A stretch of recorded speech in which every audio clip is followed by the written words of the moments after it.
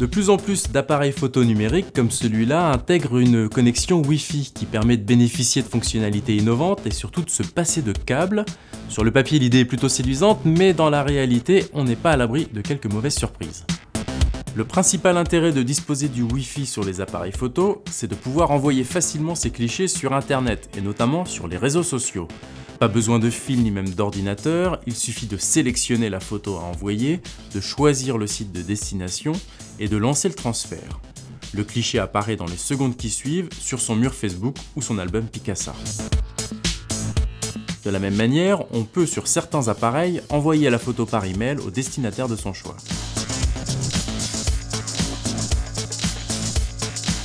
Le Wi-Fi facilite aussi l'archivage des photos. Il permet notamment de transférer sans fil ses clichés sur son ordinateur ou de les envoyer directement sur un service de sauvegarde en ligne pour pouvoir ensuite les consulter depuis n'importe quel autre ordinateur, tablette ou smartphone connecté.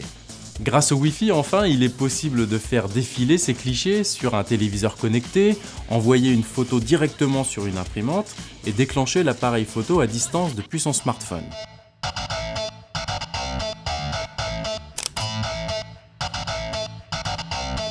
Certains appareils vont même jusqu'à intégrer un navigateur pour surfer sur internet, voire même le système Android comme sur un smartphone. Le problème, c'est que selon l'appareil photo, les fonctionnalités Wi-Fi ne sont pas forcément les mêmes. Si certaines ont une vraie utilité, d'autres, comme le transfert des photos sur son téléphone, s'apparentent plus à des gadgets.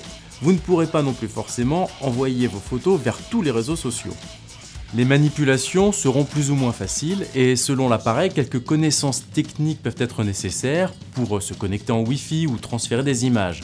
Enfin, l'autre élément à prendre en compte quand on choisit un appareil photo Wi-Fi, c'est l'accès au réseau. Avec certaines fonctionnalités, pas de souci.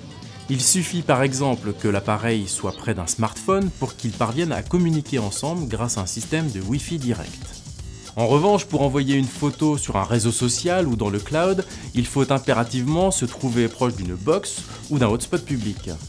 Si vous n'avez pas de point d'accès Wi-Fi sous la main, il existe une alternative qui consiste à passer par la connexion 3G de son smartphone. Mais dans ce cas, la procédure est un peu plus compliquée.